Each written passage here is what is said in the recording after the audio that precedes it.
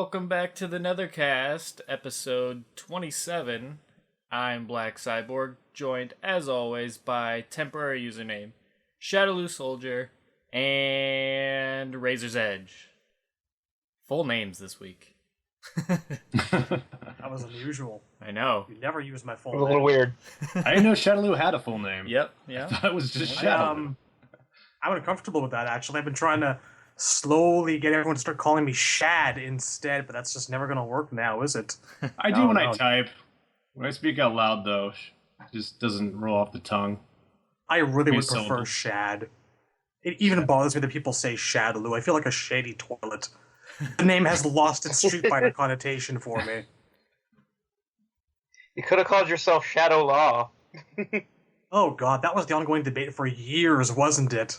Is the debate over? I thought that was... Do we ever solve that? Do we know how it's pronounced? Well, I guess the games still say Shadowloo, which... Yeah, they do. That's like Does kind that of the mean de facto. anything, or is it straight gibberish? Because I always thought Shadow Law sounded better. I agree with that, but apparently no. Straight gibberish is the way to be. Alright. Who am I to doubt M. Bison? What does the M stand for, anyway? Mike. Officially, I think it's... Well, Yeah, I that know was it's when supposed to be Mike, when it because was Balrog. Balrog is supposed to be Bison, and they switched the names around. I think it's officially Master Bison now. Fair enough. Alright, so who has the comic? I got a copy of it. Okay, I didn't even look at it. So, who wants to quickly summarize the events of said comic? It's just a chapter, right? The chapter that came out on Sunday? Yeah, it's That's it. Well, we did the Scorpion and Sub-Zero fight. This is the aftermath of that. Oh, okay. Gotcha. Alright. Alright. Razor, if you want to just... can't talk. If you want to Oh, just sure. summarize that up. Alright, well, it starts with Sub-Zero bleeding out in the snow. Oddly, we do not see a dragon logo-shaped puddle of blood anymore. But yeah, there's a voice talking to him from somewhere off screen, and it says, as your life passes before your eyes, ask yourself, what does it all mean? And that cuts to flashbacks, starting with the MK2 tournament, where he's fighting Scorpion and the Cyber Ninjas kidnap him. And then we see a little bit of him, like, the brief period where he had his, like, mind back before Sindel killed him. And then we cut to Hell, where Quan Chi is, I guess, resurrecting him? Basically, we see him being restrained by Revenant, Smoke, and Jax, which is odd, because weren't the zombies already under Quan Chi's control? Why does he need to be restrained? Yeah. Maybe But it was kind of anyway, a one-by-one process as they died. I get... Well, the point is, Quan Chi decides that he doesn't trust technology, so he blows up Cyber Sub-Zero, leaving only the organs behind, and reforms a human meat body for Sub, and that's how he became uncyberized, basically. Alright. Works for me. I'm just glad Yep. I got to see it. Well, I imagine it happened a little different in the game, because he's got that magic puddle of blood thing, like that scene with Johnny. I think that had something to do with it, and the comic is... Well, I guess this is Kittleson's interpretation of events. Right. Is that not As we learned everything by can now, be he's one-to-one canon. He didn't see the game before he wrote all these scenes. probably just looking at like a text line-by-line script here, making do with what he could see. Yeah. Nothing against him.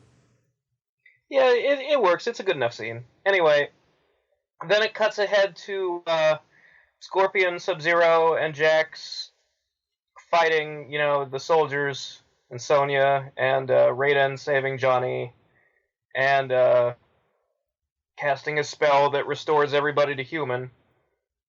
And next we see, months later, Sub-Zero waking up out of a coma in Raiden's Sky Temple. And Swanky digs. yeah, and this is basically where Raiden and him talk and about how he came back to life, and Raiden recruits him to get that Kamidogu dagger from from back in issue 1. And then we cut back to the present, and we find out that the voice that was talking to Sub-Zero is Bo Raicho, and Bo Raicho has patched Sub up so he's not bleeding out and dying anymore. But now he's brooding and upset about how repeatedly he has been mind-controlled by sorcerers or turned into a robot or, a magic dagger, and at this point he's ready to commit suicide, and Bo Raicho's just like laughing, "Oh no, we've got wine for melancholy." And Gotta love him. yeah, it's like, considering what the Kamidogu did after all you've endured, Raiden owes you a favor. And he starts leading Sub-Zero back to the Sky Temple. And then we cut back to Raiden talking to Scorpion and Takeda about, they've recovered the dagger for him. And they're talking about who has the rest of the daggers and who they need to collect them from next.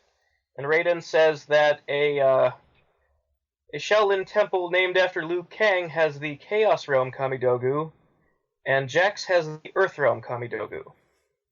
And then we see Jax chopping wood on his farm, and he's approached by Reiko, who's basically like, "I'll trade Raiden's knife for your daughter's life."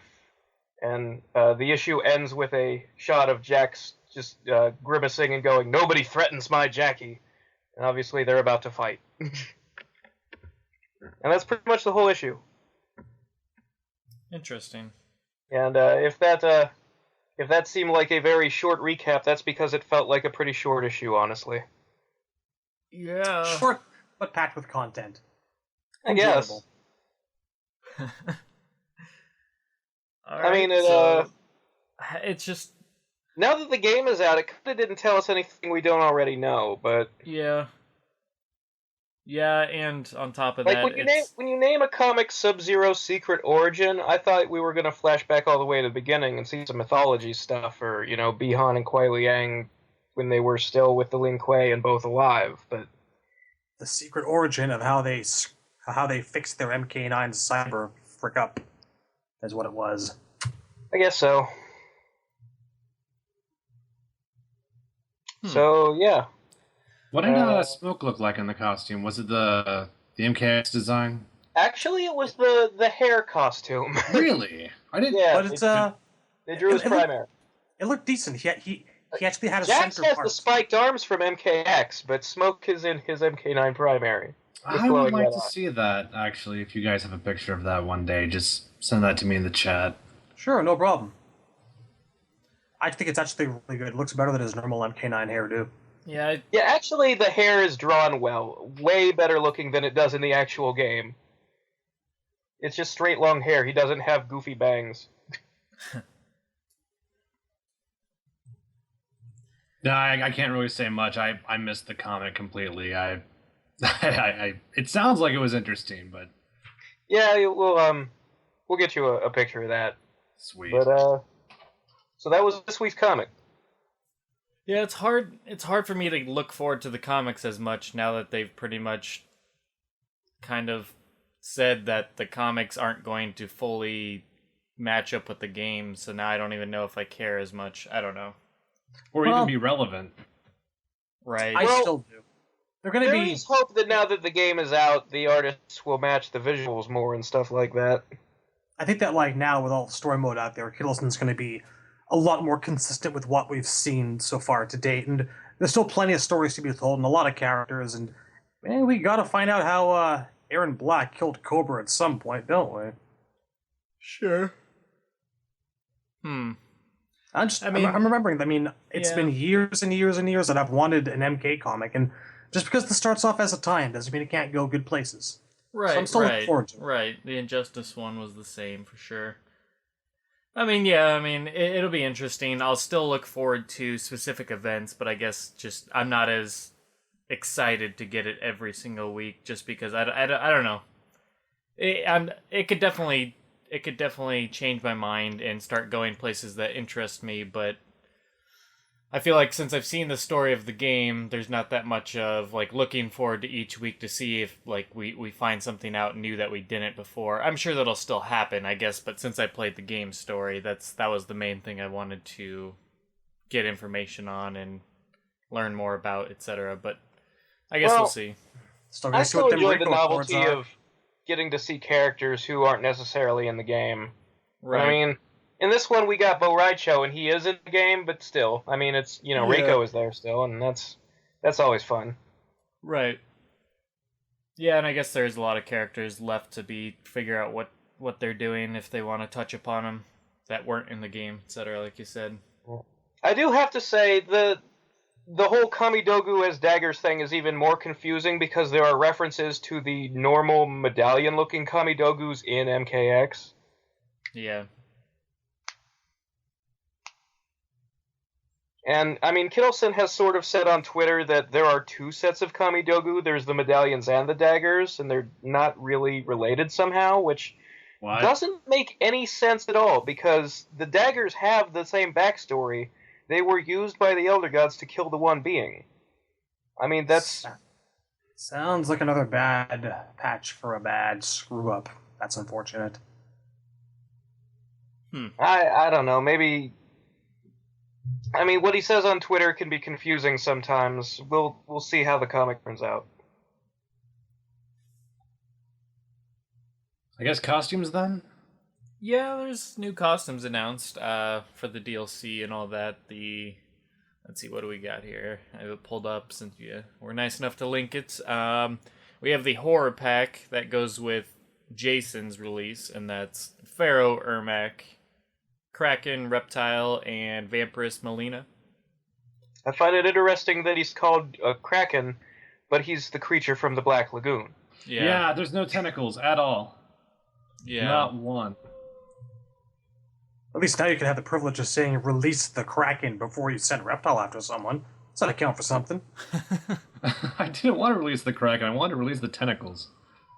I mean, I get what they're doing. That was an odd choice of a name, but they're totally going for classic horror with the mummy, vampire, that was and sort of lake monster. Obviously the thing from the beginning. Ermac's a mummy. Right. Melina's costume makes her look like a vampire. And a Reptile looks like the creature from the Black Lagoon. I just kind of wish there had been more of a Black Lagoon reference in the name instead of... I mean, a Kraken is a giant octopus. They're not really related. Yeah. Maybe they didn't want to step on like Universal Studios' toes with like copyrighted names or anything. Well, they could have called him like Fishman Reptile or something. That would be more on the money. I guess. Well, we get what they're referencing. That's enough for me. I'm nitpicking the name. I do like the outfit. See, that's where I differ. I think some of them look good. Like Melina's looks really good, I think. Melina's actually looks like a normal ass Melina costume. It's just more red. Probably why I like it. I can actually really see Scarlet wearing this thing. What with the shade of red? No, it needs a. Yeah, maybe. I see it definitely. She needs a cape. Yeah, I'd agree with that. That would actually look really sick. Yeah, that would be more vampire. Yeah, I think it would look cool, honestly. Especially Speaking if you're going of the Dracula route. I was looking at the concept art in the Crypt. You know how we were all like thinking that skull on Quan Chi's chest would turn out to be somebody's head? Yeah, it's a fucking Apparently vampire. the skull belongs to a random vampire, and he gets power from it because it's from a supernatural creature. Alright. What? Alrighty. What? Yeah, I guess that's all the story behind the skull. It's a vampire. Is it a female vampire? I don't think it's Natara, no. The concept art certainly doesn't mention any names. Looks too big to be Natara's skull. Huh. Well, that's something. Well, some of the costumes look good. I'll start positive. Kano's looks really good. I think his looks pretty sick. Yeah, there's a Cold War pack as well with Jason, apparently. Sub-Zero's doesn't look bad either. Like before I click on the picture, it kind of looks almost Cabal-like. With the sleeveless vest and just the mask, but Subs is cool. Yes, it works. It's alright. I kind of can't really dig Kano's, though. I kind of see him as, like, I don't know, cosplaying Che Guevara, and it doesn't work for me. Yeah, no, that's a good point. Yeah, a little bit of that. Yeah. Striped shirt doesn't help. Yeah. That's pretty much it. I don't know, Except I with a think- striped shirt. I think the whole Cold War theme is sort of weird in general. Yeah, I would just get rid of it. I mean, because these ones happen to look good, but a lot of them don't. Scorpion doesn't look good. Sonya doesn't look good. See, I don't mind any of them. Like I even think Sonya's looks okay. I like the face, the model, the hat.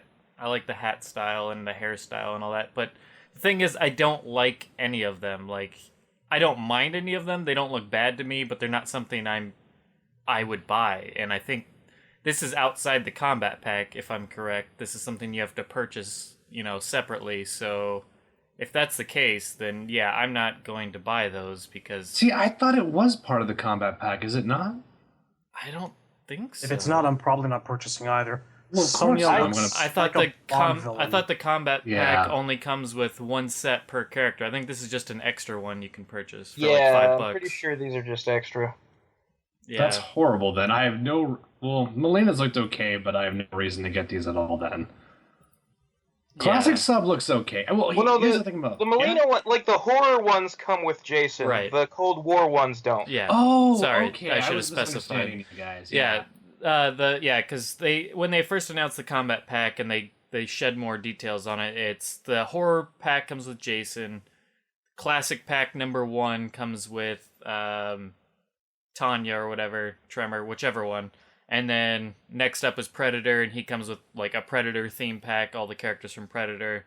And then last you got another classic pack. So yeah, the it seems like the Cold War pack is the only outlier so far that's just separately. So sold separately, I should say. So yeah, I'm not going to get them. Like I said, I don't mind them. I think they're neat. If I was given them for free, I might choose it, but I'm definitely not going to pay for them separately. It's the same reason why I didn't care if I got Cold War Scorpion. I don't mind the theme either. Like I dig some of the Red Sun attires, like Batman's Red Sun and Green Lantern's Red Sun. I actually the thing thought about were Red neat. Sun is it's an actual story Right, that right. exists. Well, and not just that, but Russia Mortal Kombat is not a thing. yeah, and Not yet. it's a theme that I don't necessarily care to see Mortal Kombat characters in. Like feudal Japan, like seeing them in samurai outfits, I think is something that's really, really cool. So I think it fits. I think it fits the theme of Mortal Kombat. But Russia, that just doesn't. I don't know. They seem to be kind of like going for specific countries' dollars on this.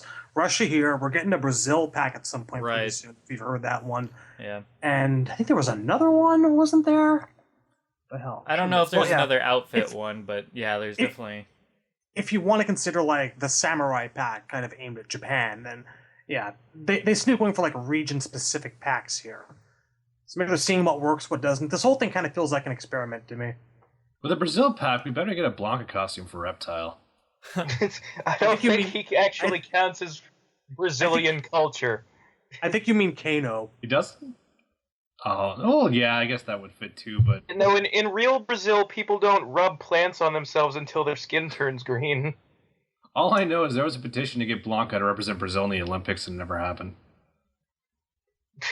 That would have been fun. Well, we'll clearly have to get someone else raised by electric eels.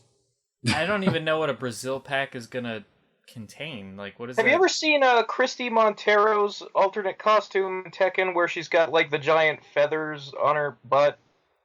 Yeah, No. what about it? That's what I'm thinking. Brazil themed stuff, like the stuff people would wear in like a parade or whatever. We'll Oh, see. God, I mean, I really I'm hope not gonna put it down yet. Maybe someone will be a soccer player. Dude, that would be sick. Fucking soccer player Liu Kang. Fucking Shaolin soccer Liu Kang. Holy shit, that'd be badass. No. Yes! No. Yes! Oh, it sounds incredibly painful. Liu Kang has so many skins already. It's not even that. Soccer player Mortal Kombat? Come on. Well, that's Brazil for you. That's what they don't have a whole lot. Well, then why are we Not the sex choosing trade of the Brazil? World Cup. Brazil has rainforests. I would much rather get more samurai-inspired ones for more characters, but Maybe if that's Kai just was me. in the game, this would make sense, because Or he's even supposed horror to be a themed. capoeira guy, but no. I feel like horror theme and samurai themed or anything in between. Okay, that rhymed. Dude, there could be like a Sepultura skin for Kung Jin. Make him all Max Cavalera like. That'd be fucking sick. Yeah. I don't know. I'm looking forward to the classic costumes more than anything because Subs is almost good. But when they got to the mask, what the hell, man? What is up with that fucking mask? Sub is... Here's why it bugs me. Because it actually is the mask they're wearing in UMK3, and that has always looked retarded. That can't be, because I know it had segments. You look at those select screen portraits. I mean, they edited Scorpions to look like a skull, but those goofy fucking plain-ass masks with the little curves of the cheekbones have never looked good. But they didn't look like that. I know they had segments. Even in the select screen, Reptile had more of a rigidness, a sharpness to his mask. It wasn't flat with penciled They were drawn with segments in the concept art. In-game, they looked like that. Well, go with the concept art then. Don't go with the game. It was 1995. Yeah, well, the best way to see this when they is to look at the classic Sub-Zero or reversed Human Smoke character select portrait. It's pretty much identical to what you see there, sadly. And on the record, I actually don't mind it. I think it's all right. I think it looks ugly as hell. I mean, when they did the UMK3 outfits for MK9 Vita, they changed the masks. They made them look more like sort of the one that Noob wears in his primary, and it looked fine. Here's a good example. It's a simple one, but it works like here. Like, if you look at this picture, there's clearly contours in the mask. Like, maybe in-game it looked like this, and I'm not doubting that. That's probably true.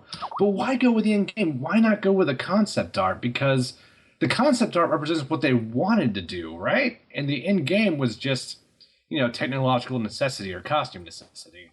Why couldn't it look like this? Yeah, I mean, I'll weigh in here. I agree that it looks a little silly, but I think the whole classic outfit looks silly to me, but that's just me. I mean, even the squares on the chest, were they always I thought they were equal blocks, equal. They changed proportions. The long ones used to be on the bottom, and the perfect squares used to be near the top. And I think that looked better.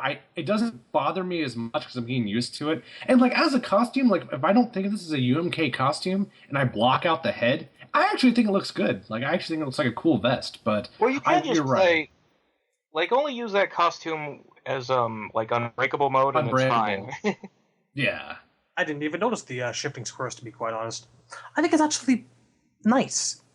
Although I'm going to be really, really honest here and say that I actually am kind of partial to the MK Annihilation Ninja outfits, and this is kind of what it reminds me of just a little bit. I don't think those look bad, to be honest with you. I think they look a little plasticky, but that was the only problem I had with them. At least here, the squares look functional. They look like padding made to actually absorb shocks and blows. Yeah, and you know what? If you get the alternate color for Sub's UMK3 costume, it's actually the correct shade. It's the light blue from Ultimate MK3. So that's cool. I'd like to see that trend. Because we need more. I want Reptile's UMK3 costume. That is Reptile to me. That is the Reptile costume, in my opinion. So now, know what I'm curious about? Sick. What's that? When Ermac gets his, will they actually make his skin color dark like UMK3? Or will they go for the whitewashed trilogy version? Let's make it dark. I would vote dark. Same here. Yeah, I prefer Ermac with darker skin too. I didn't like that change that they made to him. I was pissed off about it at the time. Still irks me a little bit when I think about it. I mean, I understand why he's so pale in this game, because he's supposed to look like he's sort of withering and dying, kinda. But just in general, the fact that since Deception he's been more of a white guy, it bugs me.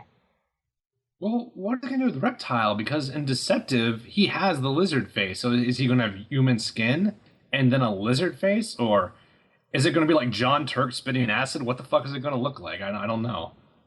I guess that's... I mean, it might look bizarre, but logically, if they were really going for UMK3, that would make the most sense. People seem to really want human Reptile back, and that's probably the best that it's ever going to get. Well, I'm afraid what they're going to do is give him the costume but keep the lizard skin, which kind of defeats the purpose, in my opinion. Or what they'll do is they'll have a lizard face with human skin, and neither of those options are really good options to me, but I take the latter over the former. Yeah, the former sounds like more like his MK4 alternate. It's hard to... It would be hard to get it right, because in the original, like, he used to take off his mask. He had an animation where he'd reveal the lizard face to spit or do the tongue fatalities. And he doesn't have an animation where he takes his mask off in this game. He's always wearing a mask that's open at the mouth.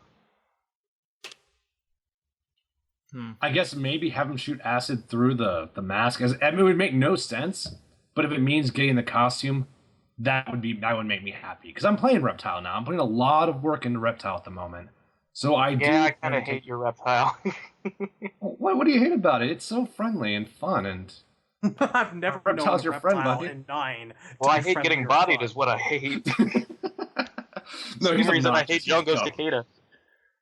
Yeah, Reptile's stupid at this game. It's pretty funny. It's ridiculous, dude, but I love it. He feels better in this game to me. He feels slightly less broken than Takeda. It's been nice not having to get my ass kicked. It's good. I've enjoyed my break. I don't have to play ranked anymore. I finally got Revenant Liu Kang. How many wins did that take? 26. Okay, so I'm about halfway there. And they don't have to be a streak, so that's nice. Excellent. I'll finish That's a shame. I'll probably never get that costume. Hopefully it's in the crypt. I'm sure it is. I don't think it is. It bugs me. I'm going to have to get every single one of those damn Revenant costumes regardless of their prerequisites because I like them so very much. And hey, they're the canon appearances for most people throughout this game. Yeah, they are the official appearances, but if they're not in the crypt, that would piss me off, because some people are paying $20 to unlock that crypt. And if they're paying $20 and still not unlocking all the content, that's bullshit. Well, I don't know if the money unlock doesn't unlock them. I just know they're not in any of the tombstones. And I know there is some stuff that's not in tombstones that you can get from that statue that you bet money to. Oh, I've never even seen that statue.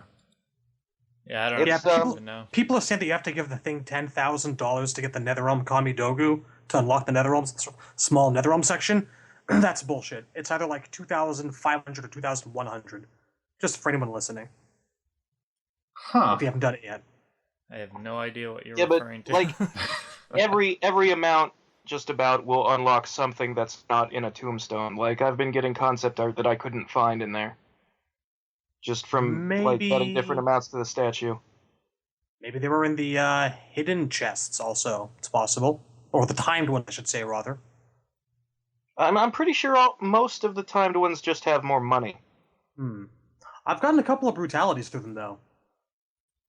Yeah, that's true. See, what I really want to know is... Yeah? Like, you know how you can usually tell when you can open something because you're, like, standing directly in front of it?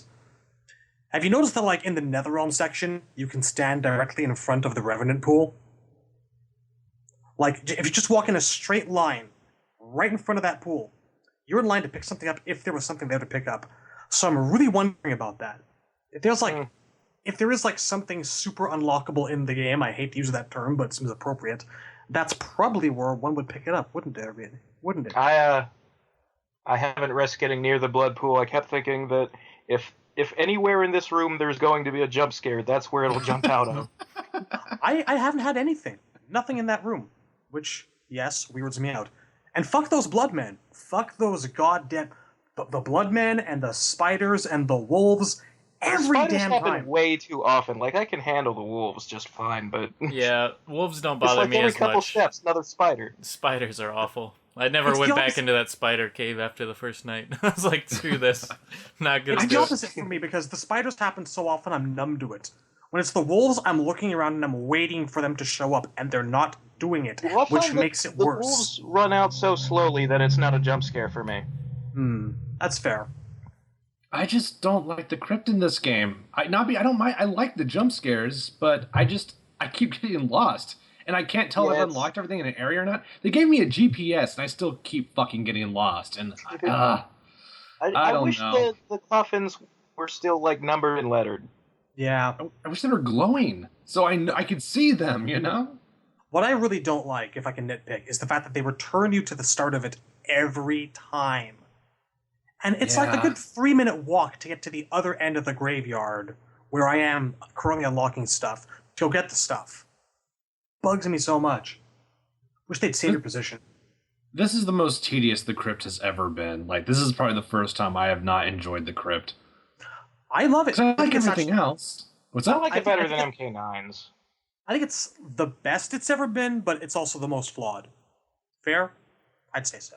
Yeah, I definitely would agree with that. This is by far the most ambitious Crypt we've ever had. I definitely can't argue it's the with most that. interesting one for sure, rather than just In going terms through of rows. the but content that's in the Crypt, I am so happy that the concept art has text to it again, and that there's so much concept art. Like every character you unlock art for has 7 pages of drawings.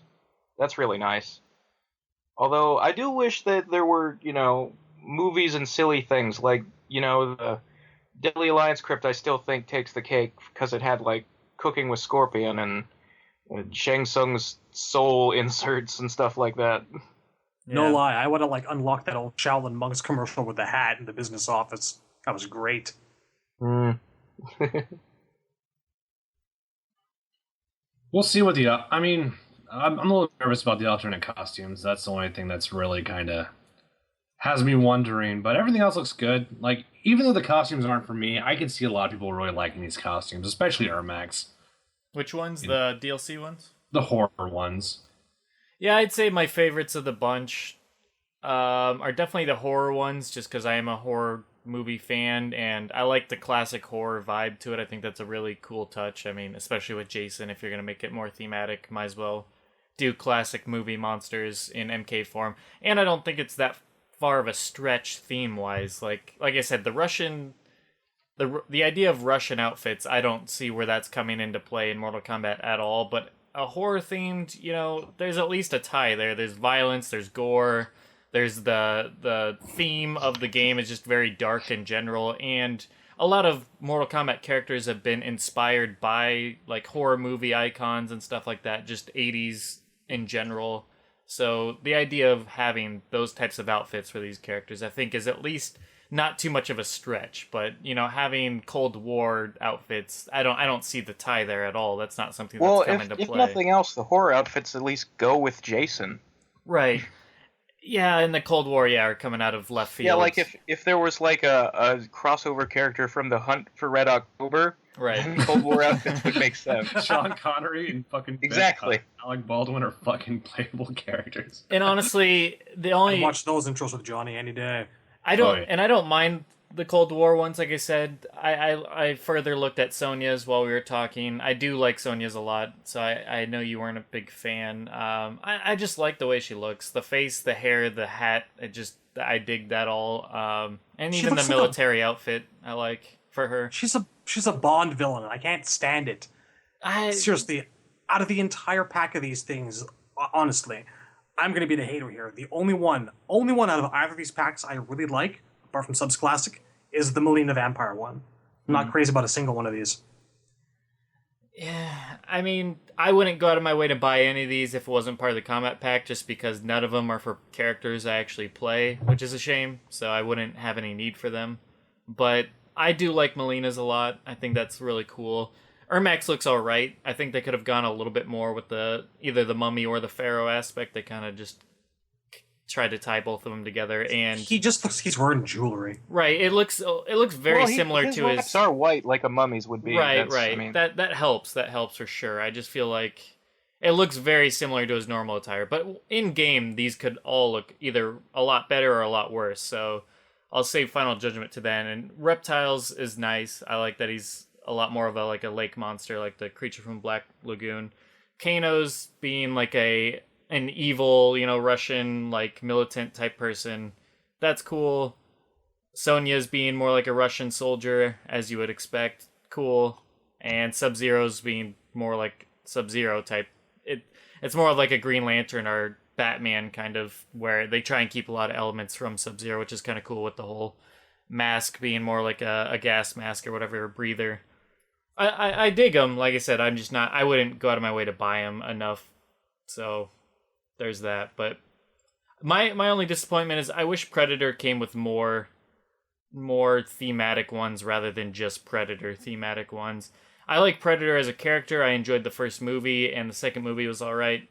But I didn't need a Carl Weathers, a Commando Johnny, or thermal Scorpion or whatever, infrared Scorpion. Like, I would have much rather seen a Horror Wave 2 or something like that, where they have more classic themed characters or 80s horror icons trying to be represented, or just another thematic pack in general. I don't know. I'm not excited for Brazil. If the Cyber Ninjas had been in this game, they could have done just like a general 80s pack with like a Terminator and a RoboCop themed character. Yeah. See, something like that. A RoboCop, a Terminator, like a Terminator Kano, a RoboCop, one of the cyborgs or something. I don't know. Kyle Reese, Johnny Cage. Yeah, I mean, that's not bad. That's not bad. I don't know. I guess the idea... Yeah, Temp, that's a good idea, Sure. You tried. It's cool. No, I don't know. I'm not excited for a Predator-only themed pack, I guess. It's just... I think Commando Johnny might be fun. I mean, I'm sure they can all be fun. I guess I'm just saying, to me, I can't see myself choosing any of them. Once again, they're not... None of them are for characters I play, which I think is probably the most disappointing thing about all of this is I can't remember the entire list altogether, including the classics, but I don't even know if one of them are for... I know none of them are for Kenshi, and I know none of them are for Katana, but hey, she's got a lot of outfits as it is, so I'm not too disappointed on that front. It's just all the DLC skins I probably won't end up even using anyways, which is disappointing. And I probably won't. I likely won't even be using any of the DLC characters outside of Jason. So yeah, I'm paying basically $20 for one character. But I'll definitely use Tanya for sure. I'll try them all out. I'm sure Tremor's gameplay will be fun, and I'll be interested to try them all out. But I don't know. I guess it's just even disappointing. Tremor. I want to use Tremor a lot. I'm learning the longevity of this game is going to depend on how many characters I use, and because I felt like it was starting to get a little stale once it turned into Sub-Zero X. I'm like, okay, I gotta learn some more characters. So that's my prerogative at the moment. I never got past that. Yeah, after Katana and I got my ass kicked enough by you and Django, I was just like, I'm learning a little bit of Reptile along with my Melina, trying to make Ferritor work for me, but I don't think it's going to be happening. I gave up on Melina. I can't. No. I mean, maybe later, but right now. The cool thing about Reptile is a lot of my Sub-Zero will translate into that character. With Shinnok, Sub-Zero doesn't translate, but that's okay because I have spacing options, so I can give myself time to think and put something together. Melina, I just have no idea what the fuck I'm doing with her normals, or her chains, or anything. Like, I'm just fucking... Yeah. But, I mean... We'll see what happens with your Melina, because your Melina's turned out pretty good so far, so in a couple of weeks, I think there's going to be some cool shit going down. Maybe. Shall see. We shall see. So now I don't that know. you mentioned, like, Terminator Kano, I can't stop seeing it. I'm looking at the Che Guevara picture right now, and I just wish she was wearing, like, a leather jacket and carrying, like, a vase full of roses or something with a knife inside them. It'd be amazing. Right. I really want Terminator Kano to happen now at some point. Yeah, the 80s horror would have been great. It would have been a great follow-up to Jason's classic horror pack, I think. Because there's a lot of 80s characters you could go on, which, I mean, you could have gone full-on Hellraiser Quan Chi, which I think would have been awesome, like Pinhead version of him. I think that's like... I know that's a little bit tougher, because I think... Is Universal Studios affiliated with WB? Do they own Universal Studios? Is that a thing? I don't know. I don't think so. I don't know, because... I don't know either. For some reason, I thought WB owned all the classic movie monster rights, but I could definitely be wrong on that.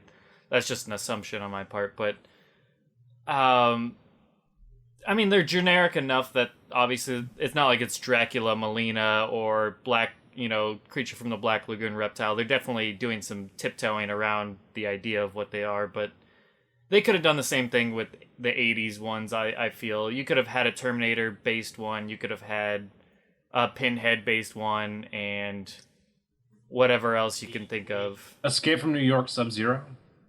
I want it. Universal Studios is owned by NBC Universal, which is owned by Comcast. Okay, so no WB in that. No, I mean, I don't know. There's other options for the third one. You got I mean, trying to think of another one that would be like jumping out at me that would be really, really cool. But I'm failing. Or like a zombie. Well, I guess we have revenants enough. We probably don't need a zombie. That would just be redundant at that part. Running Man, Sub-Zero, the hockey get-up and everything. We'll call it Plain Zero in the costume screen. Or like Alien Reptile. Now that would have been badass. That would be sick.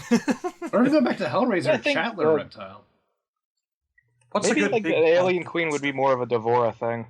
Yeah, that'd be kind of cool too. What's a good big bulky monster? That's actually none of the new characters have a third outfit, and that's kind of disappointing. Yeah. Like we should try to get them in on it more. See, I'm picturing like Leprechaun Farah, but I'm trying to find a partner for Tor. We got a never-ending story Rockman. You can just go full-on Master Blaster for Ferrator. you don't even need to. That's what their alt is, basically. Yeah, true. He's got the mask. Yeah. Looking forward to talking about that ending next week for Ferrator. That's a lot to talk about. It really is. It's interesting, that's for sure. My heart broke a little bit. Anyway, we'll leave that for another time. All right. So that pretty much covers the outfits in pretty good degree. I'll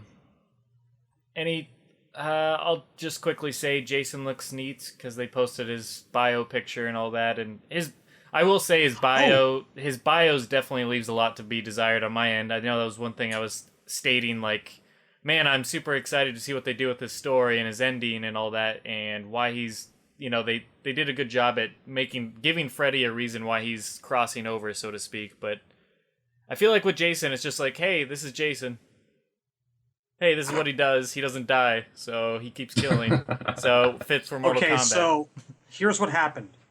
So Melina and Reiko were boning. Right. And Jason heard that they were doing that rather than watching over Crystal Lake and the kids in it, so he came through to kill them. And there's a reason. Damn it. And that's all you need. You could fit Takeda and Jackie in there. I mean, they're a thing, Yeah. That's true. And yeah, they're teenagers. Jason hates teenagers in love. He does. So you get some Kung Jin and Rain action in there.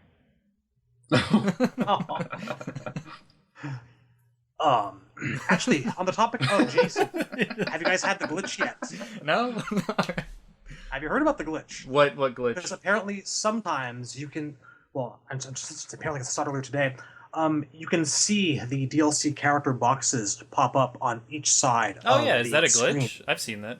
I think it is a glitch. I don't know if I thought that was just because I've seen it pretty much, I think, every time. Yeah. That I was playing. I was able to highlight Jason today, and I pressed X to purchase him, but nothing happened at all. So I don't know if we're supposed to be seeing these just yet. I don't know what's going on. Yeah, like I saw there's a Jason box that was dimmed out, and then on the other side there was a box with just like a black silhouette in it. Yeah. And then blanked underneath. So that's if you hover over them, you can actually see the characters in shadow. Tremor's got like a rocky, craggy chest. Huh. I didn't try and do that, but because I only saw them the couple times I played after they put the patch up. But I'm definitely happy to see that this is how they're handling DLC, because I was a little bit afraid towards the end after the game came out, where we started to see maybe there's not a secret 26 character, that I was thinking that random select was going to go into a DLC slider going upwards, and I was like, oh, please don't do this. So I'm so happy to see it was what I was originally hoping for, was they're just resizing the boxes and putting them closer together and making room for people on the side. I think that'll make the select screen look so much cooler once it's all said and done with DLC. Agreed. Yeah, I mean, just makes it look like a much bigger roster, which it will be, and also no DLC sliders. That's just awful. But on the other hand, it makes the DLC possibilities seem a little more finite, because it's not going to be long before they run out of space. So yeah. I think 8 is the max you're going to get there. They could make them a little bit smaller, put them a little bit closer, because even now it doesn't look a whole lot different than what it did. Yeah, they look a little bit smaller, but it's not like super noticeable how crammed they are. They don't look super crammed in there right now. I feel like you could go 2 more on each side, like on top and bottom, I mean. So that way you have 8 total DLC. Well, speaking of DLC and numbers, Boon did hint on Twitter the possibility of a Baraka, Sindel, Rain story pack. Yeah. That's weird to me, though, because there's no demand for Sindel. I'm going to be so upset if that's the case. I'm a huge Sindel fan, the demand and there's is no outcry for her. The demand is that because they were fightable in story mode, people want them to be playable. Right. I'm hoping story pack means Lee May, Boraicho, Serena, and possibly Rain. I want Rain to be playable. I think the design's really good. Cyrax did have that oil sign. No, that's true. And Cyrax. And Cyrax. Why no Smoke? Maximilian said Smoke probably has the best chances. Now, I mean, he's pulling that out of his ass, obviously, but for a good reason. His logic is sound. There's a huge demand for Smoke. He was pretty well done in the story mode. I mean, it's a repeat costume, but it looked good. Like, it looked better than if you're talking popularity, but I don't think honestly Boone's going to go by popularity. I think he's just going to go, well, these guys are half done, so let's finish them. I don't think they're half done. Like, they didn't have X-rays. Their combos were straight import from MK9. Well, they have moves as opposed to Serena and Smoke and the ones who were cutscene only who have nothing except a model. Poor Fujin. The only difference between characters like Smoke, who are out of the game right now, and characters like Sindel is that they've copied and pasted Sindel in, and they haven't copied and pasted Smoke. Exactly. That's pretty much what I was thinking. Well, not only that, this is MKX after all. They're not going to... I don't think they could get away with it, but I don't think they would just copy... Those copy and pasted versions you see in story would not make DLC. They would have to completely revamp the character. Maybe not the model so much, but they have to look different, and they have to have a completely different moveset, like all the other MKX characters, and have 3 variations. They can't just use the same move animations again like they did in story mode, so... Really, they would have to start from the ground up in a lot of ways for all those characters regardless. I do agree.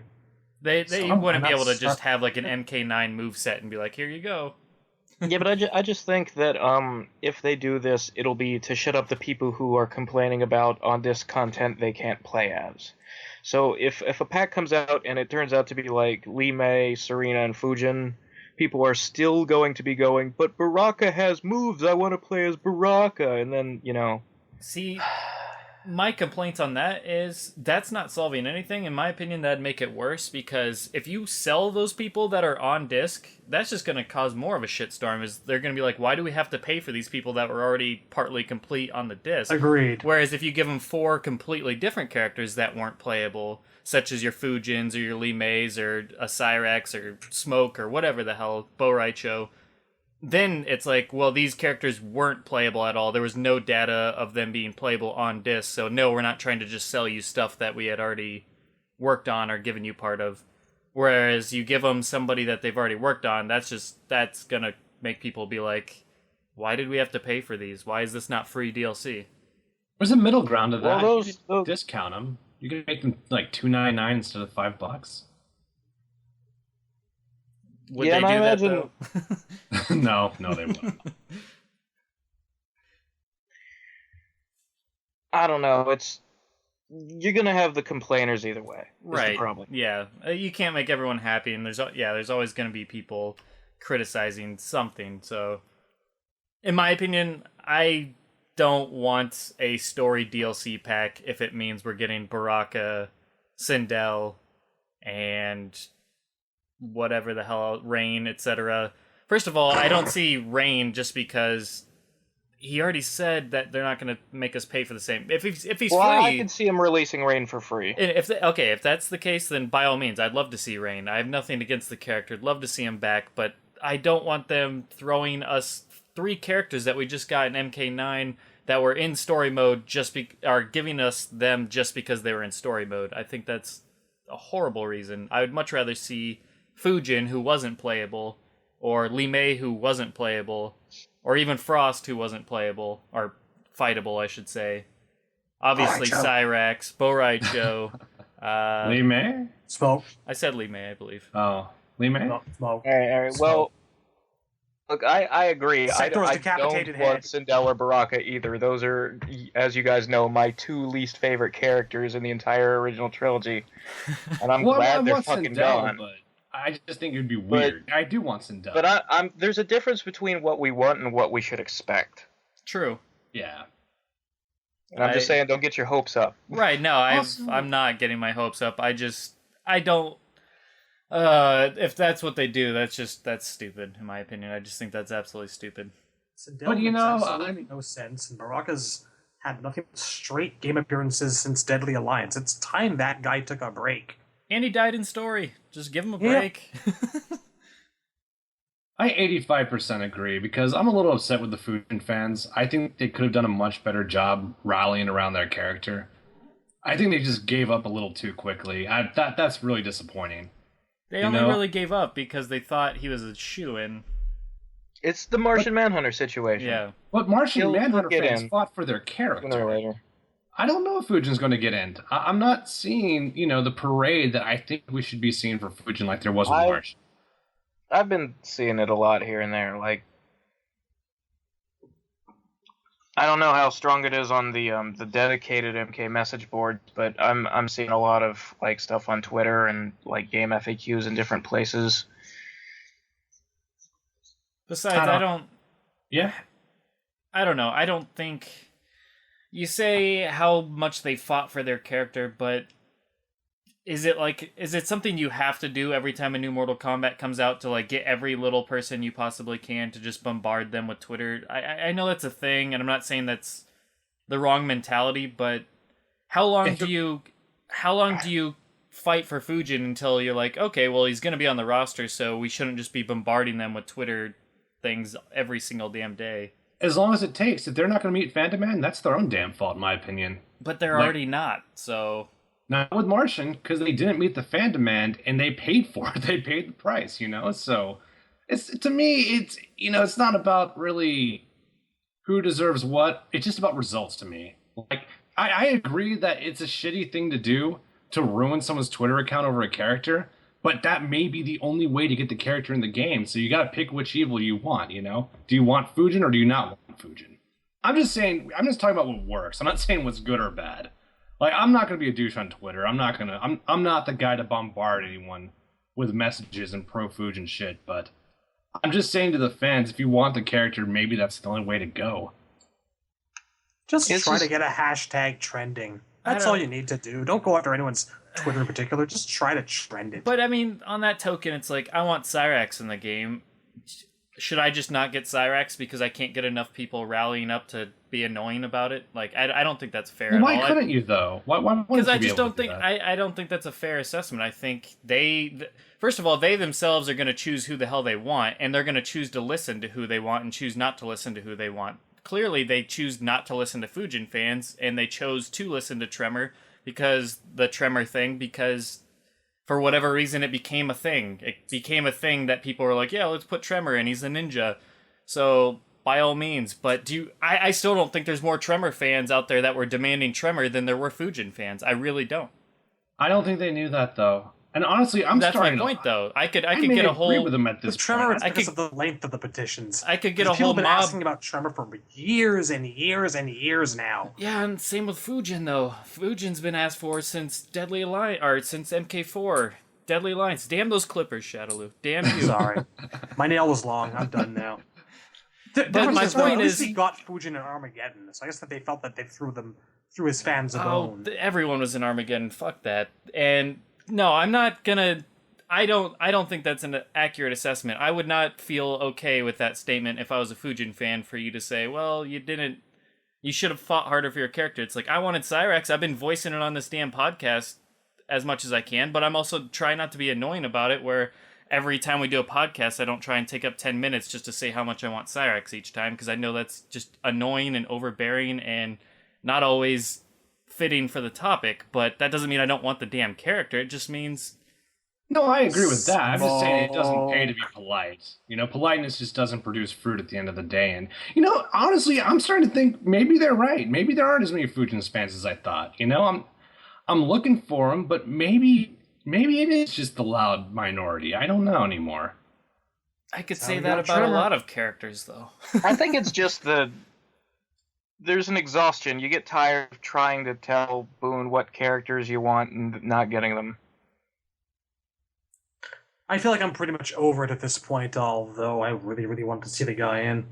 I have more important things to do with my life. Right. It's truth. Yeah.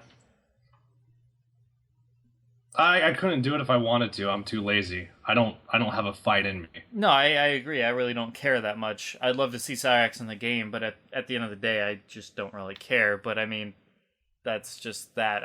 I'll still think it's dumb that they make some of the decisions. Not just a Cyrax thing, a Fujin thing, and several different characters could be applied to that. Why haven't they made Serena a damn fightable character other than in the mobile version in Armageddon? These are the questions, but it's whatever. Wait, Serena's in the mobile version? Not the mobile. I meant the Story the cameo. handheld game for Deadly Alliance, whatever. Oh. You know what I meant. Sorry. Sorry to get your hopes up. Yeah. The mobile version of Deadly Alliance. See, I was about to go Play buy a that. cell phone, though. I just, I guess I do care. I'm definitely not over it. I do want these characters in, but it's more it's more of a, the spirit is willing, but the flesh is weak kind of thing. I just don't really have the heart to fight for that kind of stuff anymore. I'm just Same. not. Yeah, that's my point. Is I see people on the forums that are passionate to a point where it's just freaking annoying, and by all means do what you got to do. But I'm just not that anymore. I'll say what I need to say, and I'll bring it up here and there. But at the end of the day, it's just like whatever. So much energy these young kids have nowadays. It's so nice to see. I'm just gonna sit by the river and watch the smoke roll in from the bay. The smoke. It's just stupid. I don't know. It's whatever. I fully expect the DLC pack 2 to be something I'm not going to be happy with on top of what we already got. So, because I'm not happy with DLC pack 1, but that's what it is. You know what? I feel like we'll probably get another MK4 character. Fujin's. You'd think that, wouldn't you? You'd think I that. feel like I said. I feel like probably. Not. I don't think. Not. I think we will. I feel like probably. That still leaves room for error. Right. And if I had to pick one guy, if I want to pick one guy, obviously at this point it's Fujin. I'd say his odds are still pretty good because there's probably going to be a second pack, and I don't know. Boon likes to troll, and I wouldn't take this little story mode comment pack thing with anything more than a grain of salt. Fun is the exception. There is no demand for Sindel at all. They've stated that they don't want to make us pay for rain twice, and Baraka needs a break. I agree Putting with those three out in a pack would be incredibly dumb. I just don't see it happening. I agree If with it you. I does- think there's 7 or 8 characters that should be front runners by all means, and then any combination of those 8 making up the 4, I think would make a lot of people happy and give a lot of characters that should be in that chance. Pretty well. Listing them off, if I had to choose 8 to choose from that I'd be happy with any sort of combination of the bunch, it'd be Fujin, Smoke Cyrax, Lee Mei, Bo Raicho, Raiko, Frost, and I feel like I'm forgetting one. Like a Serena or, yeah, sure. Any of those, honestly. Like if Cyrax didn't make the cut and 4 of other ones of those made the cut, I'd be completely okay with that because at least it's not the same old, or them just blatantly disregarding people for some reason. Even Sector too. I feel like Sector would have benefited in this engine. This would have been a good engine for that character. Yeah, and by his all tool means. set. Yeah, I've always been fascinated by Sector as a character. I didn't care for his gameplay in MK9 so much because I like the quicker characters, and I thought Sector was the slower version of what a cyborg could be, and that's perfectly fine. But even going back to MK3, as much as I like Cyrax, I've still liked Sector along the way as well. He's still been in my top 20, so... Well, I It's have a really question for off-putting you to me guys. first the way he Out of the handled 8, MK9, but the more that the more that actually played as Sector and got used to that tank style, that style that hits slow but hits hard, I realized how perfect it was for me. And I'm gonna miss him. I don't expect him to actually be part of any packs, but at the worst case scenario, he can make a lovely projectile. Oh yeah, Havoc would have been on one of those. Stage But, interaction yeah. in Linkway Fortress, that would have been cool. Havoc, yes, of course, Havoc. Yeah, I I was was going to ask forgetting you though, one, yeah. guys. Out of the 8 new characters, who do you think is coming back to the next game? How many do we think is coming back, and who? Well, it really just depends which direction they go. If they're gonna follow up on MKX with the whole Dark Raiden and Liu and Katana still being revenants, etc., and which I would assume would mean Raiden's probably gonna be the new big bad, unless we get like a Dragon King type of affair. I honestly think we'll probably get 2 of them back, maybe 3. And out of those, it'll probably just be the kids. I don't see Devora coming back. I feel like her role is done as Quan Chi's infiltrator. I think she was just there as a shock. The only way she's coming back is if Quan Chi comes back, and I don't know if he's necessarily going to be brought back right away after he's killed. But I wouldn't put it past him. Wink, wink. So I don't think Devora's coming back. Ferritor, I doubt. Who else? We got Aaron Black, I think, has a decent chance. Cassie, I think, has a decent chance. Just based on everything she did in story. And being built up as, like, the new chosen one. And maybe, like, a Takeda. So, yeah, I'd say Aaron Black, Cassie are the 2 guarantees, in my opinion, and then a third or possible fourth would be like a Takeda and Kung Jin. Am I forgetting a new character? No, I think that covers it. Kodal. Kodal, yeah. Sorry, I know I was forgetting somebody. The forgettable one, the one we forgot. Kodal's on the fence for me whether he'd come back. Like, he has a lot of potential as a character, I still feel, but I also feel like a lot of his story was based on the Outworld, like, struggle for Outworld, so I don't know if that's going to continue with Katana and Liu Kang, or what. Well, there's no way they're going to do an MK game and not have Outworld in it. Right. So I feel like most of them have a good chance of coming back. I feel like the only ones that really aren't guaranteed are Ferritor and Devora.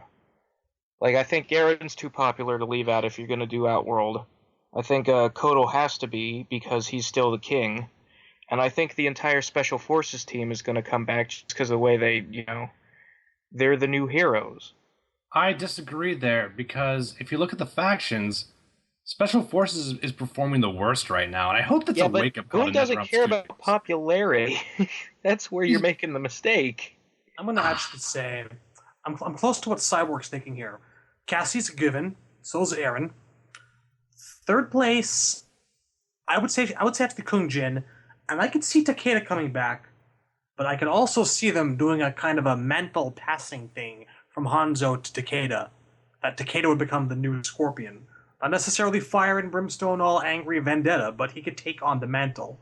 They've done it before with Sub-Zero, and I wouldn't put it past them to experiment with doing that again, to try to make the Scorpion identity something else, something interesting.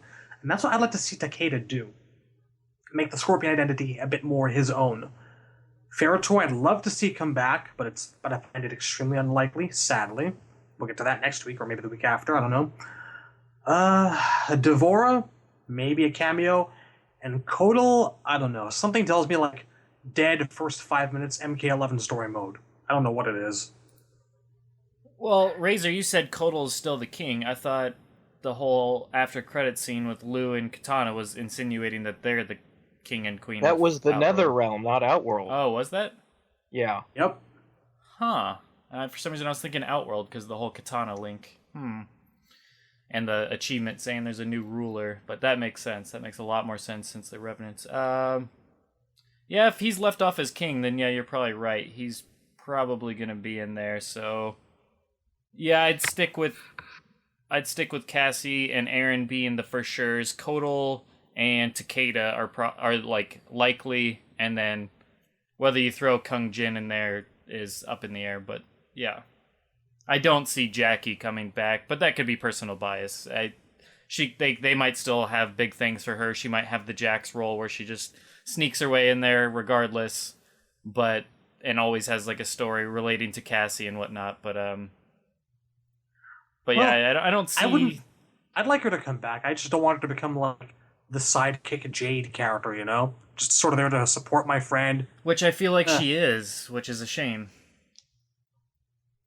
That's why I don't want to go through the same thing that her dad went through, just to be the other guy. Well, I know, but in this game, was she really anything else?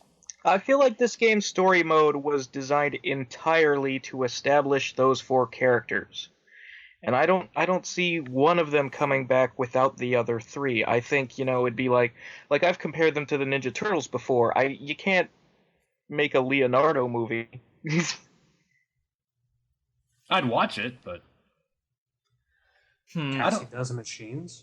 I feel like they're going to do 2 children, 2 non-children. That's what I think the formula is going to be for the next game. And I'm actually going to disagree with you guys on Devora. I think Devora has excellent chances of coming back. I think they're actually going to go further with that character. I guess I'm not thinking in terms of story, just in terms of how much stock they put into her throughout the game's release. That's what I'm thinking. I mean, I don't think they care about story. I think Kodal could go. Yeah, I mean, she got a lot of screen time and fleshing out. It's obvious they like that character, so I could see them doing more with her.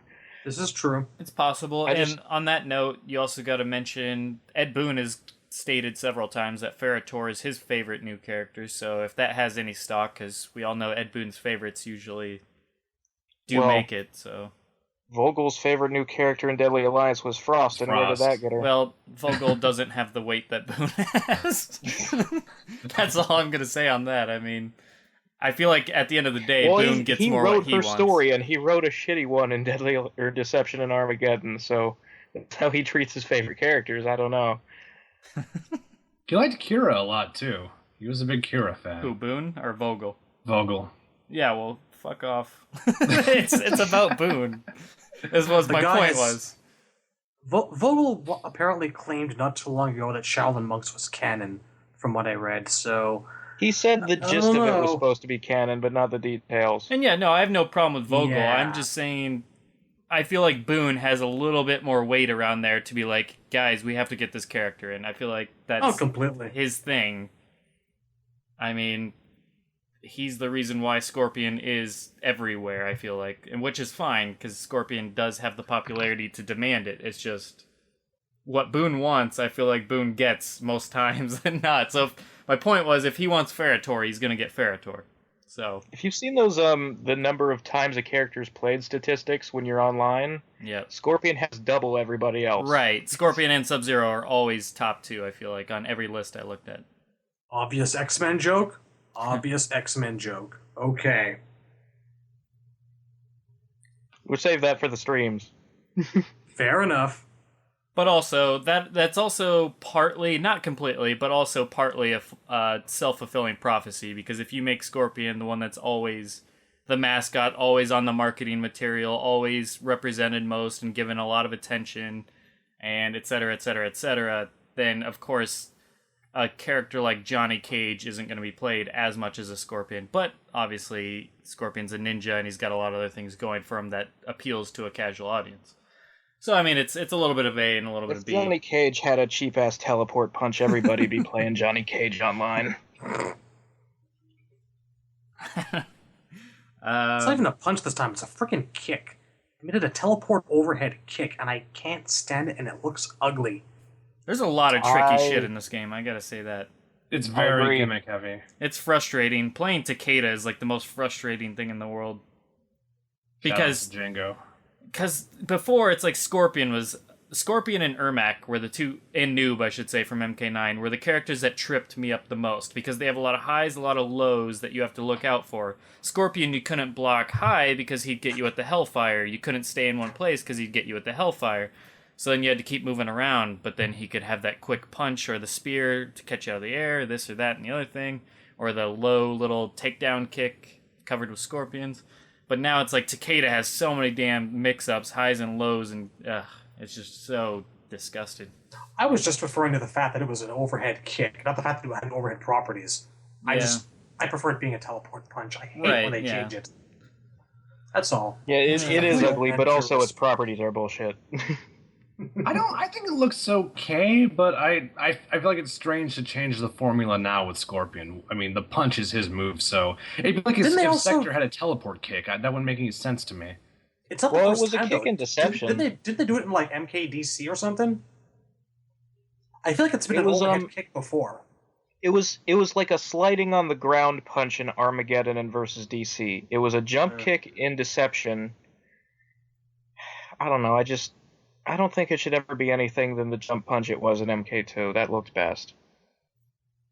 Yeah. I like the idea that a lot of EX properties are comboable now. You can do combos after EX moves. I feel like Meter gets you a lot more mileage now. But this game, unfortunately, well, no, I don't want to say unfortunately, because I do agree with the decision ultimately. But it's not a beginner-friendly game. Specials, if you don't know your frames, it's hard to punish a lot of dumb specials like Slide. Slide is not punishable by a lot of fast normals because the reach just isn't there for a lot of characters, you know? And so you really got to know your normals to punish a lot of basic shit in this game. And I agree with it. It makes it a more competitive game, but I play a lot of people online and they just don't know what to do. They don't know how to move. Like when they get the life lead, they'll often just duck and block and wait for me to do something punishable. And you'll get killed in this game if you do that. So it's going to be, there's going to be a drop off eventually where the whole new crowd is just going to give up, unfortunately. And it's a shame, but I'm playing like 3 people at work and they don't understand overheads at all. And there's a lot of them. There really are. Yeah. Like, every character has an answer to a duck and block. I body them nonstop. It feels bad, but feels good. Yeah, I mean, I win a lot online. I think, I don't know what my exact score is, but these people don't know how to play the game, you know? So I'm not really beating anyone with any actual skill. And it's understandable. This game is just not as intuitive as MK9 was, you know? And Speaking of the online experience, one thing I did have to mention is it sucks to me that once again they don't have any sort of skill ranking system based on who you get matched up with. I know I said something about this with MK9 frustrations on with MK9 I didn't really start playing online until, these last few months leading up to MKX. I played a little bit after the game first came out, of course, but I'd stopped playing MK9 for the most part over the next 3 years. But when we all started playing again, I played a little bit online, and it's like, here I am with maybe 30 games on record, and I got matched up with a person that has over 3,000 games on record, and that's not an exaggeration. Sometimes over 15,000. Like I've gotten matched up against people that have 15,000 wins and like 200 losses, and it's like, how's that even possible? Well, that's just all that's left. Well, that's my point. Is I understand why they do it because they want to still give people games. Otherwise, say you're a new person playing and there's no other new people playing, then you just literally have nobody to play against. But on the same token, shooting games don't run into this problem where they force you to match up against somebody that's way above your skill rank. They do what they do best at matching you up against people that based on rank. So if you're rank 1, you get matched up against people like rank 1 to 5. There's windows. You're not getting matched up with somebody that's ranked 50 out of 50. So it's frustrating to me because I've already experienced with MKX. I have like 10 wins and 3 losses or whatever, or whatever the hell the number is. And I've been matched up against people with 200-something wins and 10 losses. And it's like, what? What? Like, why am I facing this guy already? Because I was going for the 10 wins in a row on Xbox One after I got it on the PS4. And after 7 wins in a row, I got matched up against somebody that has like 208 wins and 10 losses. And that's not an exaggeration. That was literally around what it was. So it just blows my mind that that's a thing that's still happening. Even when it's not a matter of just matching you up just so you get a game, it's because that's all that's left. It's like there still should be plenty of people online, and I'm already getting matched up against people that are completely blowing me out of the water. At least they're nice enough to give you arbitrary percentage statistics about how often it is you'll win. Let's just love that little thing. Yeah, it doesn't make any sense. Chance. Well, that doesn't bode well. And that's just the thing is when you go into ranked matchmaking, you should always have close to 50% chance. That's the point of a ranked true skill matchmaking, as you're supposed to be ranked up against people that you perceivably have an equal chance of winning against. So I'm kind of split on this because I'm afraid if they did the actual ranked system where you play equal skill, you would never run into people. Yeah, exactly. Because Here's what I don't. But then I feel like that's dude. what player matches should be. But right now we have team battles, and how does a game with 1 million player base unable to fill team battles? It took me like 35 minutes to do a round robin. Why is that even possible? 2 reasons. Either there's not enough people searching in team battles, like people just aren't liking it as much as we like it, or the second thing is they have really bad matchmaking. Like it has to be the latter. It has to be, because if even 2% were searching, I wouldn't be stuck in a room with Kawaii Girl 270 5 times in a row with no players. How does that happen? I don't get that. That's my point. It still takes me an average of 5 minutes to find a single ranked match. Bad matchmaking, dude. It's bad matchmaking. They just don't know what they're doing scripting-wise by getting you a match-made game quicker, finding you somebody to go up against, which is a shame. Although, I do have to actually give them credit, though. Once I actually get into a fight, I've had, out of, the 15 matches I've had so far, I've had one laggy one with a Kenshi player. All the rest have been virtually seamless. Oh, yeah. That's a good point. Let's talk about that. I've had good experiences with the online, for the most part, but people are talking like it's the fucking apocalypse right now online. It's the worst fucking servers ever. I don't get it. Yeah, I've had good connections. I think that comes down to personal connection, honestly. I really do. I think sometimes people are quick to be like, well, they have horrible servers for us to... horrible netcode, but then it's like, well, you have a decent connection. As long as your opponent has an okay connection, then you should be fine. It's just maybe if you see a consistent trend of lots of lag, maybe it's on your end. I agree. That's the case. Because, the first thing I do whenever we've had a bad match, either in MK9 or MKX, first thing I do is go do a speed test, check my internet speed, and 9 times out of 10, if it's a bad, laggy game, I'll see my internet's really crappy. I'll go restart it, and all of a sudden it's fine. So, it's not on their end. They can't solve a bad connection on your end. That's the reality of it. I get that it's not perfect, but I think what people are really complaining about is that execution is a little hard in this game and cancel windows are a little tighter. So shit is going to be hard to do. Even in KI, the supposed greatest netcode of all time, I've had a lot of bad connections. Like KI is not perfect by any means, but even then you're still going to drop manuals. It's just going to happen, you know? Right. So if this game had MK9's engine, the netcode would be stellar, but it doesn't. And there's another side to this. It's a lot of people I respect on the forums who are saying the netcode is not good. And these are people who optimize their connection. So I don't want to completely dismiss them. I'm keeping an open mind. If the netcode really is having problems, I'll look into it, but I'm not really seeing it right now. That's my stance at the moment. I'm not dismissing this stance at all. I've heard that it's more of a PS4 problem than an Xbone problem. I've played on both. Yeah, I've played on both, and I've never had an issue. You get the occasional, in a King of the Hill setting, you get the occasional laggy experience, but that's like a 1 out of 30 type of affair. It's not the consistent. It's an anomaly when it happens. Just PS4 on my side, and I haven't played King of the Hill yet, but like I said, one bad match so far.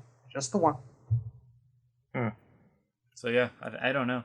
But yeah, I haven't really had any problem with it that wasn't on my end, so I don't know. Well, if you guys, I don't know how much time we have left, but there's the Ermac glitch if we want to discuss that. What's the Ermac glitch? We got 12 minutes. If you do a special, or I think it's either the telepunch or I think the air blast. If you do either of those in the air, you get a full bar meter in the spectral mode. Good lord. People are crying ban. And I get it. I have no opinion on whether we should ban this character or not because I just think it's kind of funny, to be honest with you. If in Evo, yes, this should be banned. Shouldn't that be an easy fix though? Shouldn't that be an easy patch? Yeah, I'd imagine. They just could probably lower the amount of meter you're getting for that move. By the time people hear this podcast, it may have already been hot patched. But it's funny. It makes me laugh. Yeah, it is kind of amusing. Because people are shit-talking this variation so bad. Oh, Spectral is lame. Who wants to fly with Ermac? Free meter bitches, hold it. So you can just get a full X-ray meter just by doing 3 of those punches? Is that what I'm getting? Or 3 air blasts, and those are safe at full screen. So if I got my facts right, I think that's the special. That's funny. It's a little hilarious. It's kind of. I don't know. I'm laughing now, but I haven't had to deal with it yet. When I have to deal with it, then the salt may come. But right now, I'm whatever. Well, nobody's playing Ermac. They're all playing Scorpion and Takeda. Yeah, they made Ermac harder to fascinating. use, and we're reaping the benefits of it now. There are a lot of characters that seem He is awkward. there's a few characters that seem to be consistently played, and other characters that I've rarely seen online, if at all, which is interesting already out of the gate how that's being shown. A buddy of mine said he saw like a flood of Kung Jins on like night 2 or 3.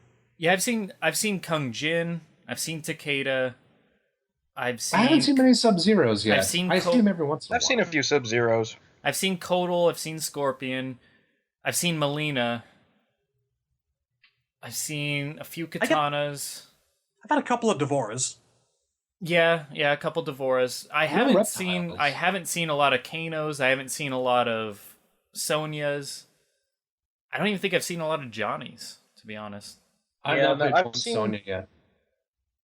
Had a Jax once. It was cool. I've seen a few Aaron Blacks. Yeah. Mostly Takeda, Scorpion, and Sub-Zero. Where's Reptile? Like, he's easier to use in this game. Where are the Reptile players? I I haven't imagine seen they a just lot of haven't them. discovered him yet. They're missing out. I haven't seen a lot of Quan Chi's or Shinnok's. And yet, all the Takedas I've seen are playing Shirai Ryu, which is...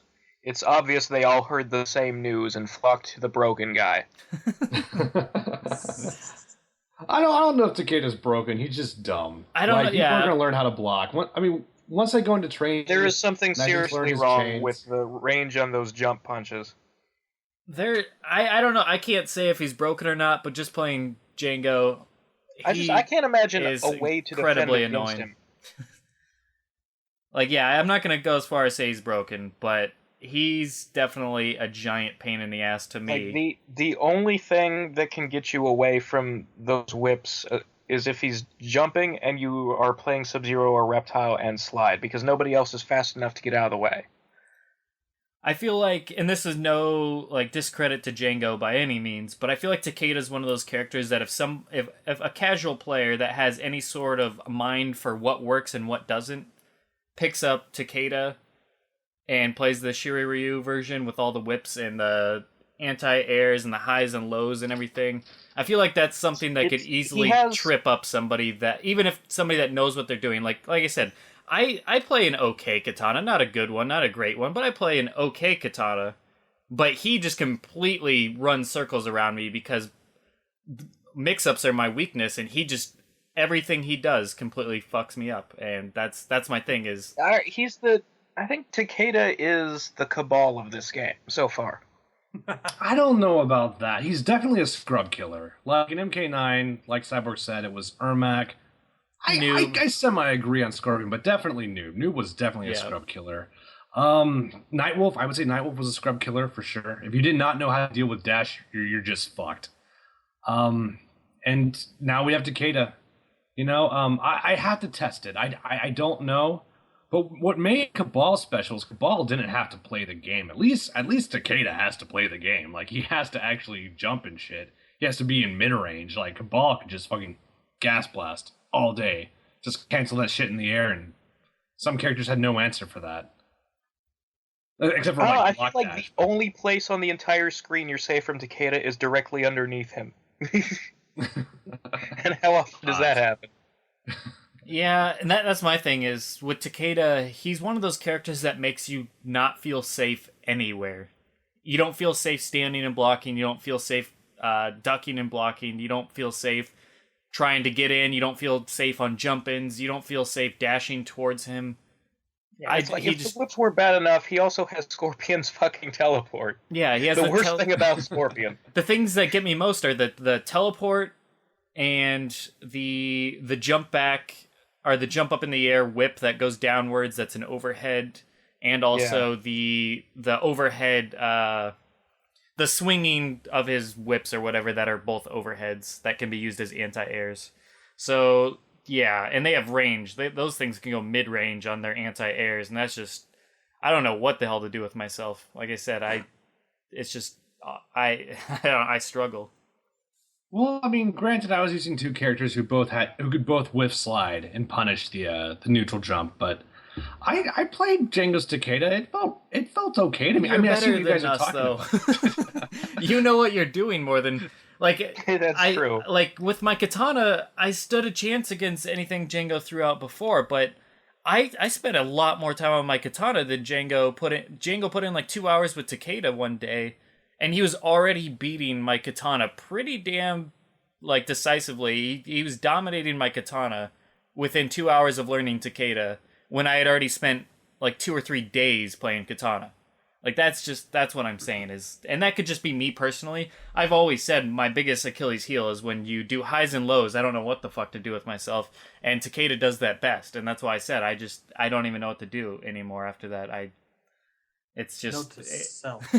Well, here's what I'm worried about. Travel. What's that? No, just thinking think about now what Tem said about using slide to just dash underneath the neutral punch. I'm hoping that I can use Melina's ball to do the same thing. Should work. You can whiff ball. I think she actually does stop right behind the guy, so that could be perfect. Yeah, don't do it. There's no reason not to. If the Takeda player is in love with the air, you make him eat that fucking air. Make him But I scramble mean, that. a lot of this reason, I feel like Takeda's like a hyped up Melina, because Melina, my biggest problem with facing Melina has always been she has highs and lows with her teleport kick and her ball. It really trips me up a lot because I don't know which one's coming, because if I block high, I'm getting tripped. If I block low, I'm getting kicked in the head. So I feel like Takeda's that on steroids, because he has not only one option of both, he has 2 or 3 options of both highs and lows, and he's quick and he has range. It's just, I do have a worry for Takeda. I'm worried that once everyone learns how to deal with the gimmicks, the Takeda players are actually going to go into training mode and learn how to play the character, and then he's going to be a beast. That's what I'm worried about. But we'll see. Like, we'll all go into training mode. We'll see what we can do against these chain combos. I mean, I just don't know yet. I need to spend more time with the character. Against the character, more likely. I don't really want to play Takeda. yeah, I don't know. I mean, like I said, Remember we all thought that Lasher was going to be the broken variation? I haven't seen anyone play Lasher even once. I have yet to see any Lasher. I have no idea. yeah. There's a lot of variations we're not seeing. Like, surprisingly, not a lot of Grandmasters online. I'm seeing everyone go to Cryomancer, which I guess makes sense. That's how I always wanted to play at Sub-Zero. I never wanted to hide behind a clone. I've seen like one That uppercut is too Grandmaster good. other than when you 40%. or when Yeah, Django. yeah, played that's him. why. That seems to be why everybody's playing Cryomancer. I've been saying that since day one. Damn Too it! much damage. That thing that Temp was like, oh, it's not that good. That thing Well, as an is anti-air, I good. still feel that way. Like, if you're punishing air attacks, I Oh think my it's good. God. But if someone's doing a straight jump in, it's 11 frames, I think. That's it. I'm getting stuffed a lot when it comes to that as an anti-air, but I'm getting trying to learn stuffed a some lot other. by you doing that. Well, I mean, right now I'm trying to learn anti-airs in this game. I've learned with down 1 by anti-air with down 1 Sub-Zero, I can convert into forward 4-2 command throw. So that's not too bad. And you can sort of standing jab anti-air, but it's risky because every air normal has a different fucking hitbox. It wasn't universal like it was in MK9. So you have to be like perfectly positioned if I want that standing Sub-Zero standing Sub-Zero jab to fucking knock the character out of the sky and then do forward 4-2 command grab. Because that's a good setup because you're standing and there's a good mix-up situation there, but if I can get it on anti-air, but right now I don't trust myself to do that online or offline. It's really, really strict spacing. All right. Well, how do you guys want to do this? Last week we said we were going to rate the game overall. Do you still want to do that, or do you want to just rate gameplay this time? What are you guys thinking? Maybe just gameplay. Just gameplay sounds right to me. All right, and then next week we'll just come up with our final thoughts on the game and final ratings on just that way we had a good couple weeks with the game before we throughout anything final. That way we can see what else they do. We can see how Jason plays, because I think he comes out next Tuesday. So we'll have an idea of what they do with DLC characters and the quality of them, etc. Anyways, okay, well then just rating gameplay. I'm gonna give this a game a 9.5. I feel like the gameplay is absolutely stellar. It's easily one of the best parts of the game. It's so much fun. I agree with Temp what he said last week in that he didn't know what he was doing until he ran. I still don't run a ton, but I've learned to run a lot more, especially to get in and try and throw off my opponent or whatever. It's just another strategy on top of everything else. Combos, getting in, etc. Run is definitely essential on tripping up your opponent. The flow of everything feels right, the speed of everything, the smoothness, it all just feels really, really good. So yeah, and the variations I think really work, and I think they're a lot of fun. So yeah, I'm gonna give a 9.5 to the gameplay. Razor? I don't know, 8.75. I like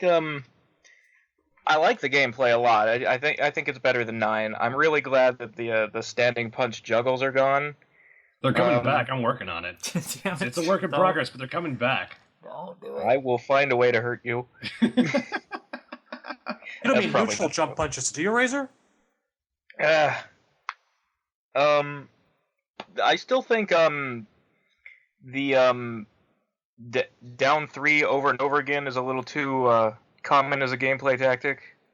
I wish there was some I just wish that if a character has a move that you can just sort of spam the same punch or kick over and over again, it would turn into a combo animation-wise, so that it wouldn't look boring.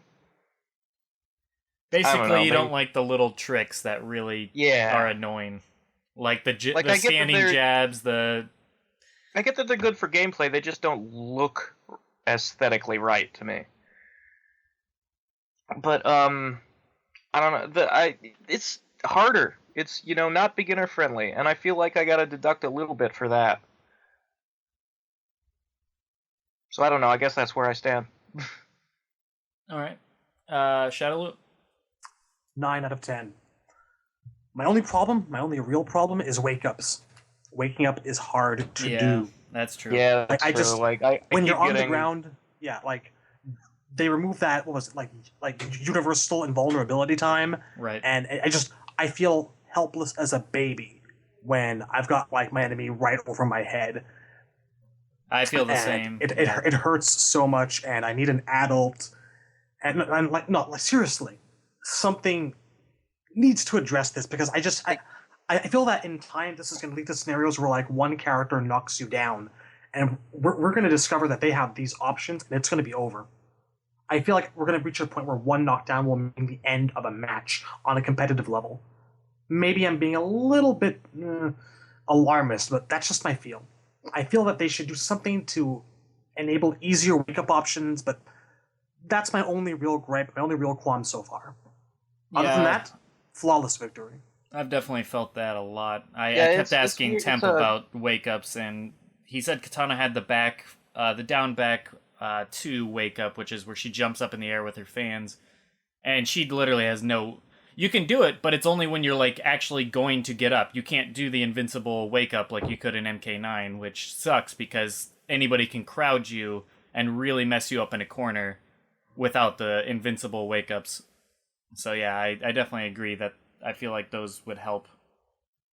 Yeah, I felt like wake-ups were a little too strong in 9, but it's too far in the other direction now. I'm getting shut down every single time.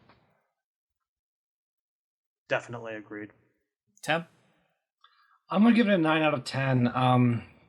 My main reason being I'm a little disappointed with the variation system. I still think it's really good. I hope it never goes away, but that's my main reason. Before I go into that, though, I do want to follow up on wake-ups. I'm going to disagree here. I actually really like the fact that most wake-up moves do not have wake-up invincibility. And the main reason is because of the backdash. I mean, I could be wrong about this, but I'm pretty sure backdash has invincibility frames. Now, if I read that, I can chase you down because there's recovery on that, and I can do a chain combo or full combo punish if I know you're going to do the backdash. But backdash should get you out of trouble, I believe, most of the time.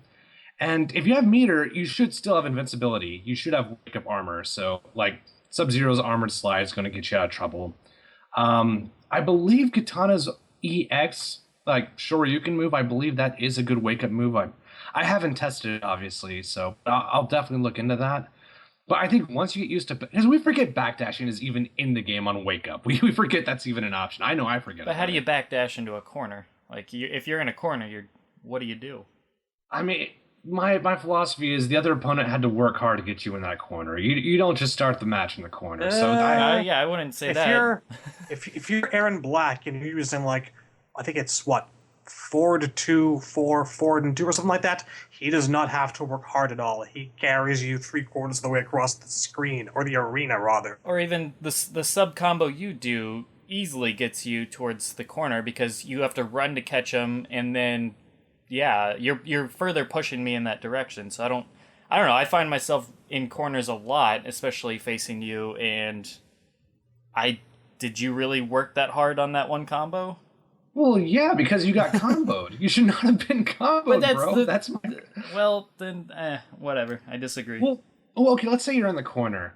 What you do is just hold the block button and let them do their thing, and if they guess wrong, they're either going to be unsafe or they're going to be at disadvantage. And when that happens, counterpoke or start your own mix-up, you know? When they're at disadvantage, it's your game at that point, even if you're in the corner. You have to guess right to get to that point, but...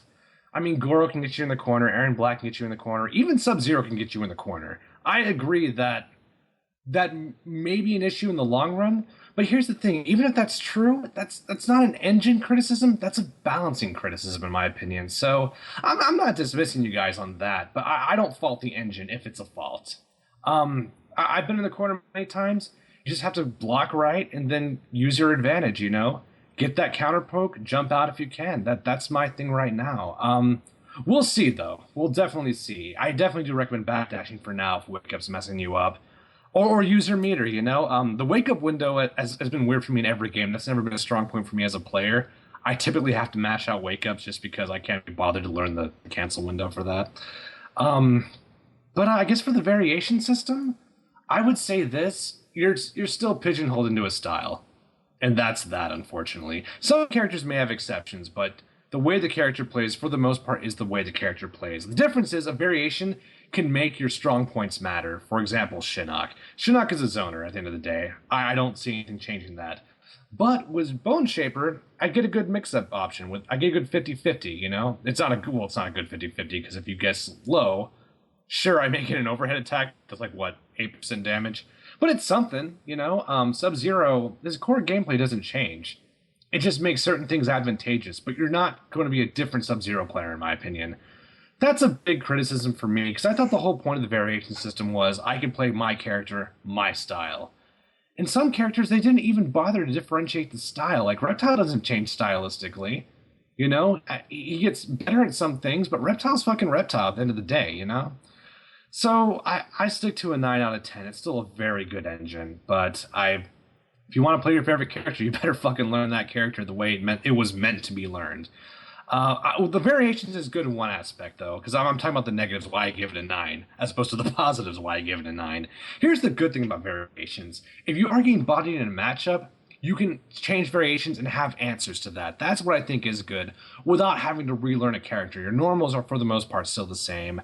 You're going to have similar spacing options and walk speed. That's cool. I like that I can deal with matchups.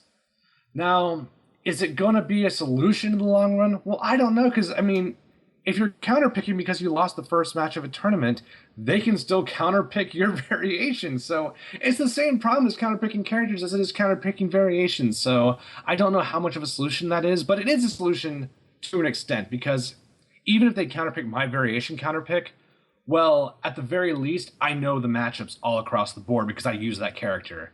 So the properties I do get to keep, even though I change variations, that's going to be a factor in how well each of us knows the matchup. So that is really cool.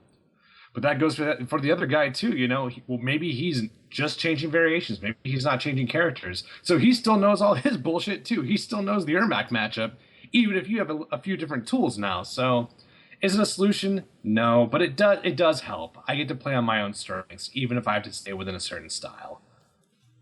And we'll see if that's true across all characters. This is just the character set I played, so those are my thoughts. It's a very good game, though. It's great. The run button's the best thing that ever happened to MK, gameplay-wise. All right. If nobody has any closing thoughts, then that'll be this episode. Smoke? Smoke? Smoke. Are you smoking yet? All right.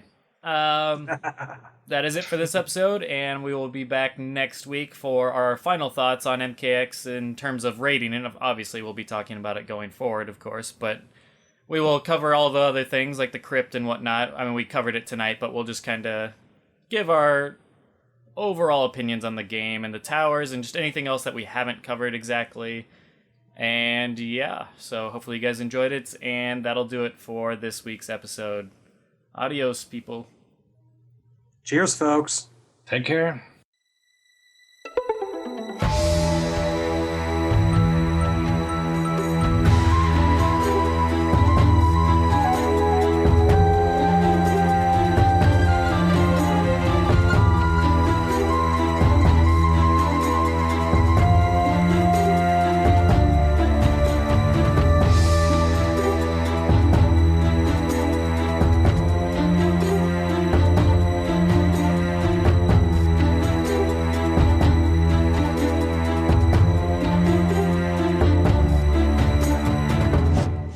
Fatality.